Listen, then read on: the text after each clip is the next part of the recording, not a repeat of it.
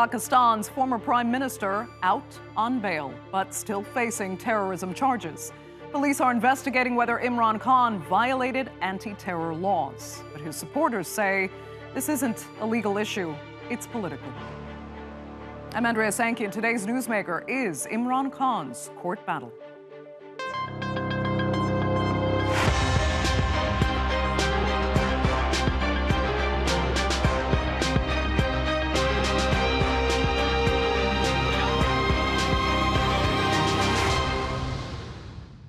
The former Prime Minister is safe for at least 6 more days. A judge granted him an extension of his pre-arrest bail.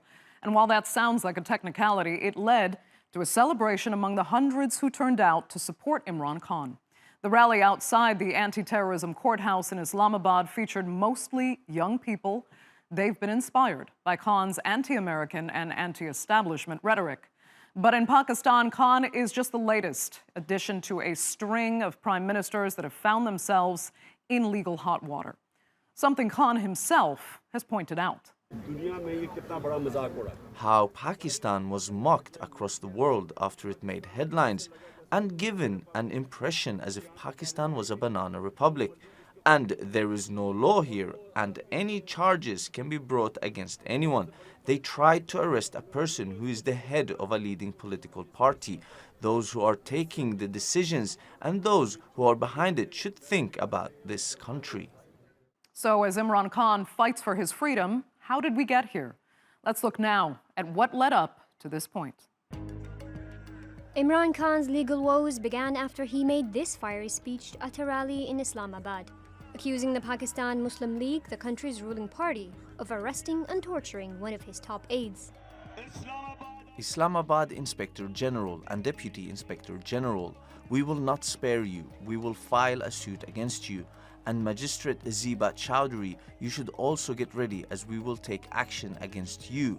You all should be ashamed of what you have done. Khan now faces terrorism charges for threatening state officials.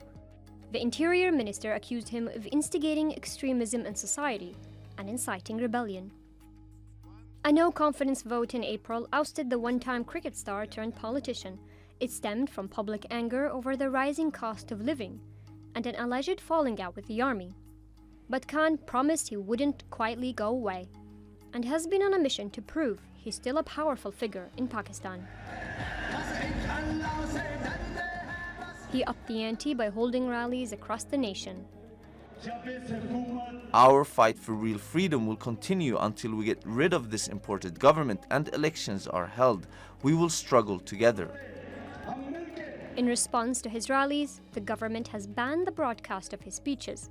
Pakistan's media authority described them as hate speech against state institutions. But Khan says he's the real victim of a crime.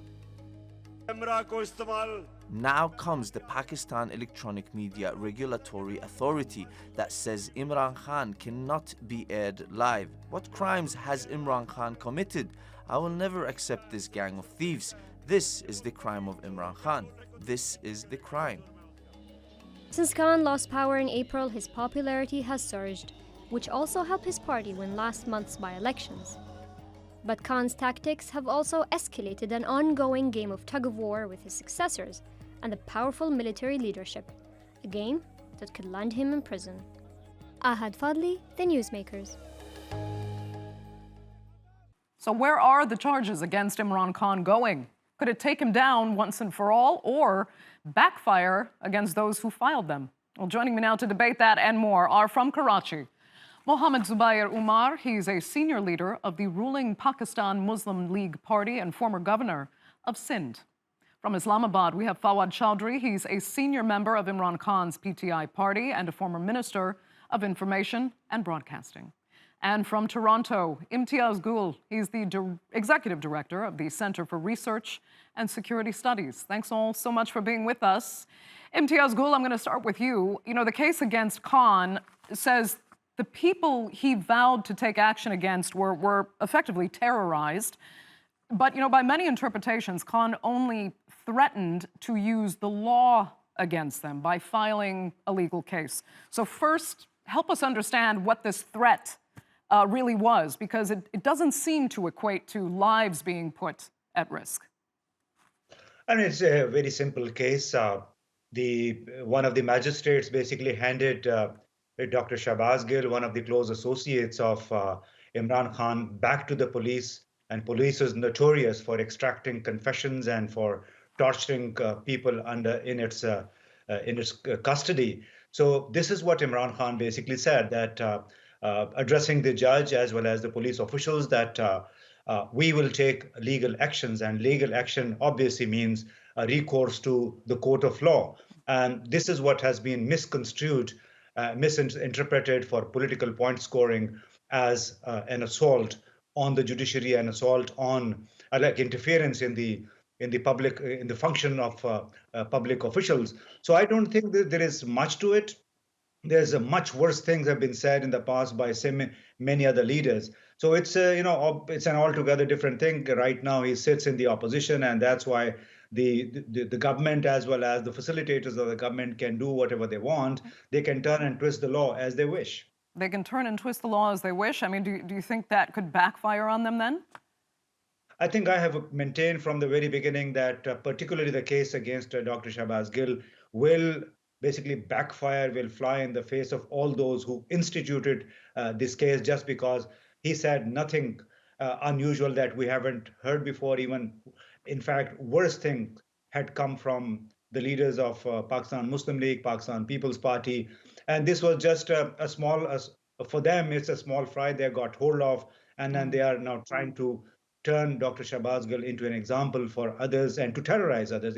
So the terrorization is in fact happening on the other way around, that they are trying to use Dr. Shahbaz Gill as an example to silence other opposition leaders, including Imran Khan.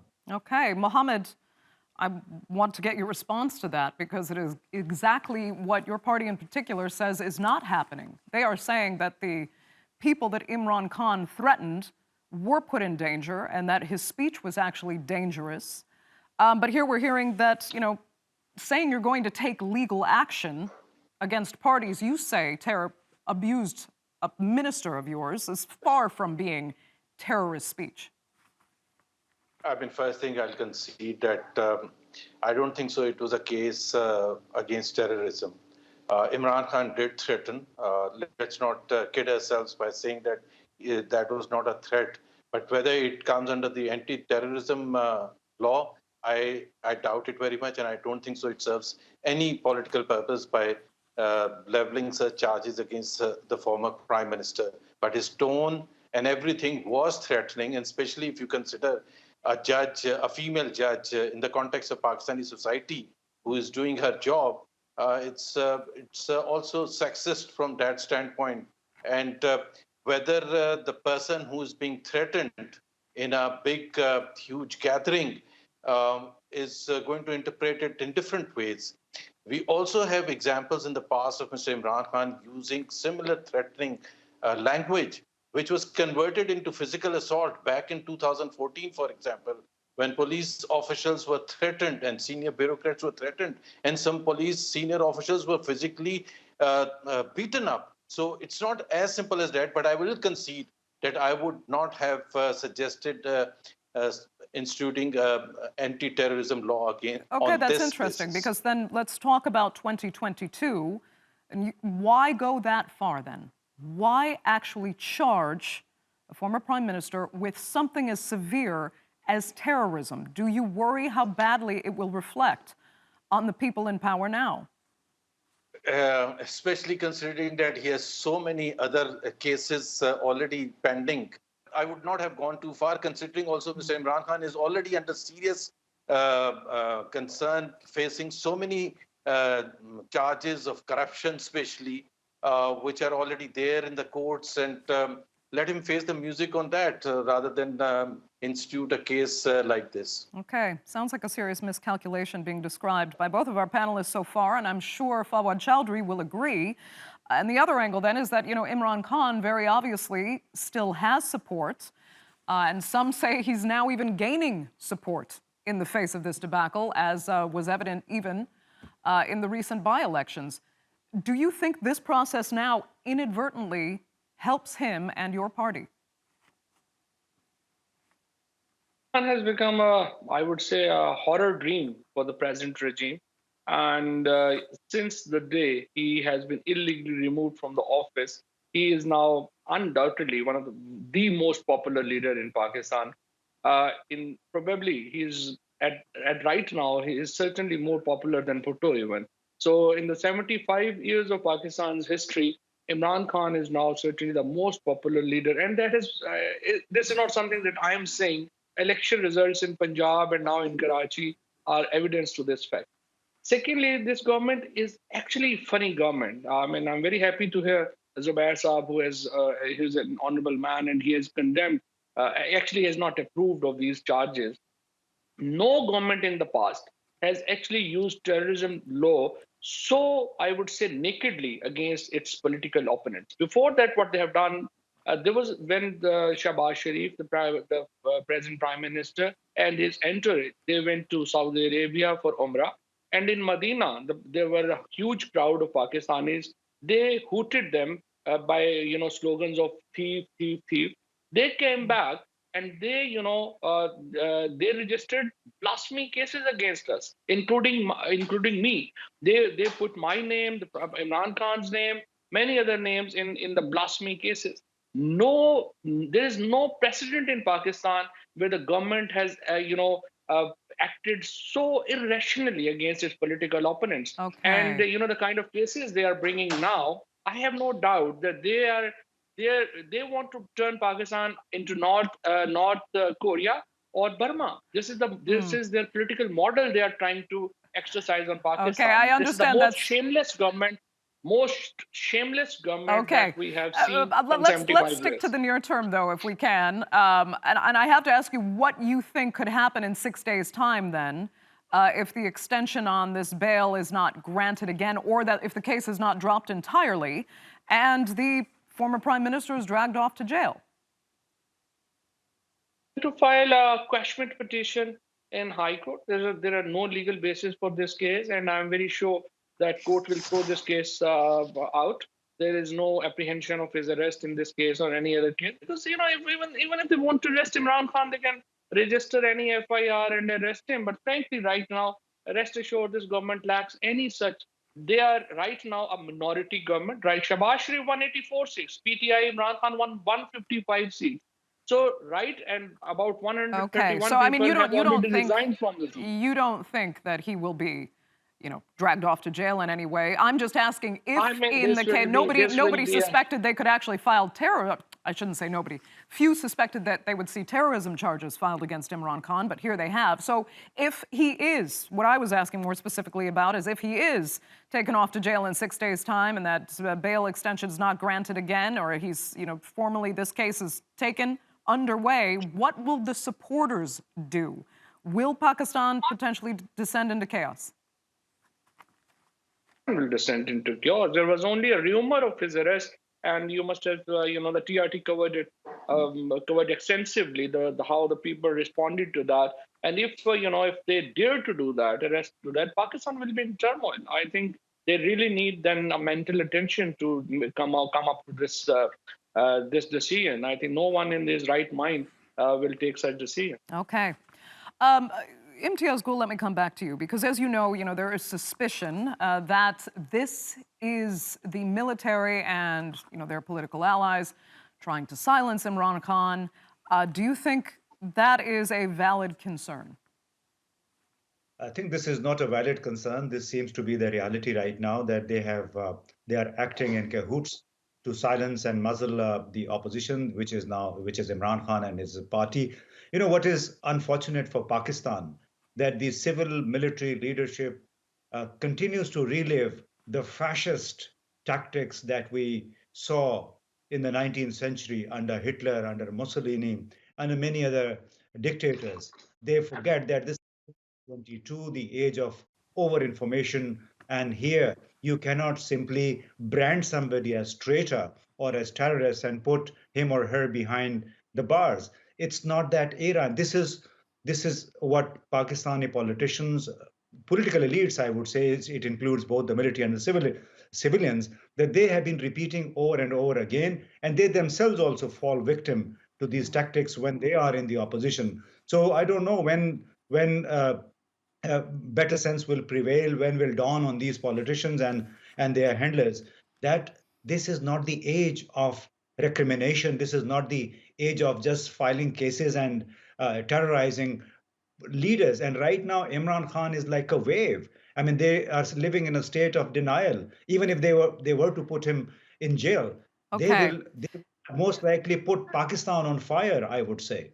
Okay, that's a grim prospect there. But, you know, as we said before at the top of the program, this is actually a somewhat regular cycle of Pakistani politics. This is another prime minister in a long chain of prime ministers, you know, being taken out by one mean or another. And Imran Khan has used that to say this is shaming our entire country. This brings Pakistan down on the global stage. It is an embarrassment. Do you agree there? Oh, of course. I mean, this is what I've been writing. This is what I've been saying, that this is, in fact, shaming Pakistan in year 2022, that a former prime minister who has been the most vocal person as far as Islamophobia is concerned, as far as decisions with sovereignty, own decisions are concerned, and he has been basically bringing Pakistan on the he put Pakistan back on the international radar. Every world leader knows him, and now to indict such a person on terrorism, on phony terrorism charges, this, of course, I think is nothing less than shaming Pakistan and bringing Pakistan into disrepute. Somehow, this cycle, this vicious cycle, has to end, and they have to prioritize Pakistan rather than political vendetta. Okay, Mohammed Zubair Umar, do you agree there, or is it, important? Maybe there have been mistakes made, but perhaps these prime ministers that have been brought down did deserve to be brought down, and instead it actually shows the vitality of Pakistan's justice system, that everyone can be held to account. Go ahead. I'm wondering, Mr. Imtiaz Gul is starting history of Pakistan from year 2022 and forgetting what was happening in the years 2018 to 2022 till February of this year, when it was he referred to Mussolini and Hitler and so on and so forth, and Mr. Fawad Chaudhry mentioned that Pakistan is being turned into some kind of North Korea. I think if you look at the history of what was happening in the recent past during Mr. Imran Khan's tenure, who, according to Mr. Imtiaz Gul, was putting Pakistan on the roadmap for all the wrong reasons. Whether it was human rights index, or whether it was terrorism in the country, or whether it was brutalizing the political opponents. How many political leaders were put behind bars? He was talking, Fawad Chaudhry, I think, was talking, or Mr. Imtiaz was talking about Mr. Shahbaz Gill being handed back to police after 2 days. Do you know that some of the political leaders of the present ruling, then opposition, were in police custody for 90 days, not 2 days. And there was brutalization at all levels. And this hybrid regime that you were talking about, or Mr. Imtiaz was talking about, without referring to the continuation of what has been happening in the last 4 years. I think Pakistan did not see the kind of brutalization for many decades, including those where the former military ruler, General Pervez Musharraf, was ruling Pakistan. I mean, look at any index from any standpoint in terms of media people being silenced, in addition to media people being picked up and taken away without information. And even today, Mr. Fawad Chaudhry, I can tell him and remind him about several people like Mr. Asad Tur. One example, yesterday only, Mr. Imran Khan said, what happened to Mr. Asad Tur? There was a journalist who was shot, and Mr. Imran Khan yesterday asked, was he shot? I mean, he doesn't even know the former prime minister. So you begin the history of Pakistan from April 2022, completely ignoring that what was happening in the name of democracy in the past. Imtiaz, I can see you agree he made a point there, but let me get Fawad Chaudhry's response, because I could see him slightly rolling his eyes at some of what he heard. Go ahead. Actually, quite amazed on Zubair Saab's comparison with what's going on now with the 4 years. I mean, all of the former prime ministers, you have mentioned that prime ministers were removed. But fact of the matter is that on every removal, people of Pakistan have actually rejoiced. People of Pakistan have celebrated that they got rid of a government. Only this time, the Imran Khan's departure has met a total different reaction, where the people of Pakistan have actually came out on the roads and actually protested against this illegal removal. Never happened in Pakistan before. Had our tenure would have been that bad as Zubair was mentioning, this reaction would have been totally different. Nawaz Sharif, Khakan Abbasi, and others. Yes, he's right. They were taken into police custody, but they were taken into custody for the allegations of billions of rupees siphoned away by them. The fact of the matter is they laundered money and they sent money abroad. There were charges against them, and not a single Okay. person of that government actually alleged torture. The kind of torture Shehbaz Gill has reported has actually, I don't actually even remember that anywhere before in Pakistan, in the recent history, any political prisoner has actually even alleged that kind of torture, because he has alleged that he has been beaten, he has been sodomized, the current has been, the electric current has been exercised on his Okay. vital parts. This is the kind of the torture that no one has actually ever mentioned. And one more thing is that today, the popularity of Imran Khan speaks volume about his stature in Pakistan politics. And while they are running away from election, the only fear is that Imran Fawad? Khan will come back with a two-third majority. Right.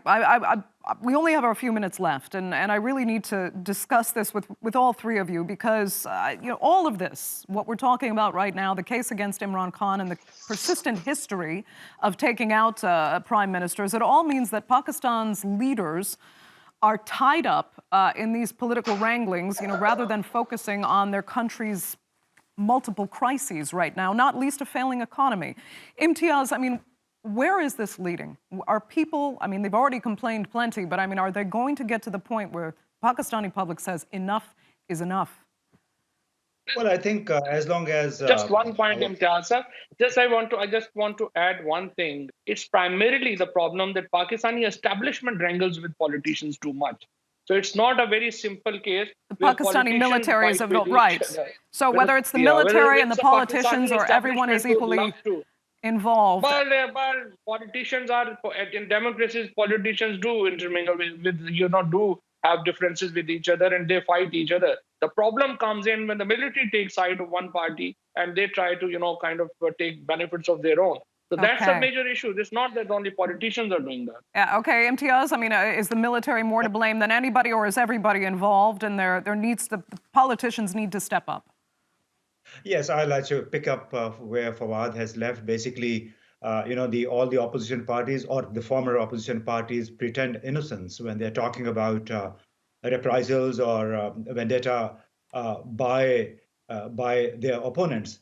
But with due respect to Zubair Saab and many other of his colleagues, is if Imran Khan had been responsible as prime minister for what happened to their leaders, these 90 days in custody, six months in jail, why were they then talking to the army chief repeatedly? They were setting up meetings with the military because they knew in their hearts that it was not Imran Khan. The National Accountability Bureau, the anti-graft campaign was being run by the military establishment, not by Imran Khan. So all these guys have to actually shun hypocrisy and come clean and tell the nation the truth, what was happening behind the scenes. Why were they repeatedly seeking meetings with the army chief and a number of generals? Just because they were seeking relief from the military itself.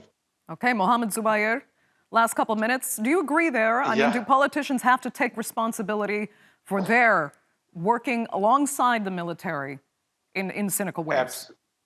Absolutely. I think our constitution is very clear. It talks about civilian supremacy, and there's a very limited role for the military not to indulge in politics. That's very clear. But again, I'm wondering, Mr. Imtiaz never mentioned the role of the military in the manner he's talking today.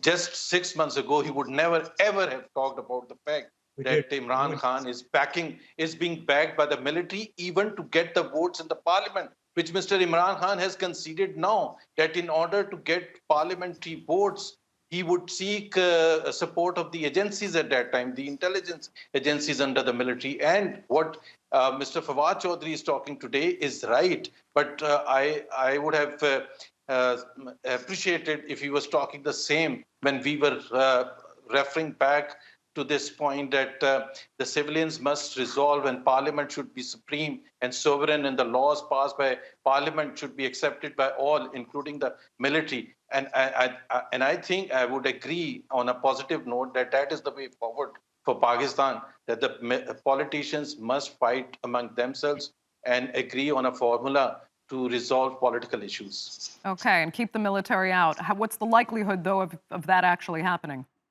That's a $64 million question. I can't just say. I mean, obviously, the politicians have to agree on some fundamentals, and this is one of the major points that they have to agree, even if power does not come to them so easily without the backing of the military. I think the politicians have to agree that they have to resolve their own issues and keep the military out. And I am sure the military would also have learned lessons over the last several decades that it is better for the civilian leadership to run course. Okay. Mohammed Zubair Umar, I will have to give you the final word. Unfortunately, we're out of time for this edition of the Newsmakers. I'd like to thank all three of my panelists so much for being with us, our viewers as well. Be sure to follow us on Twitter and subscribe to our YouTube channel. I'm Andrea Sankey. We'll see you next time.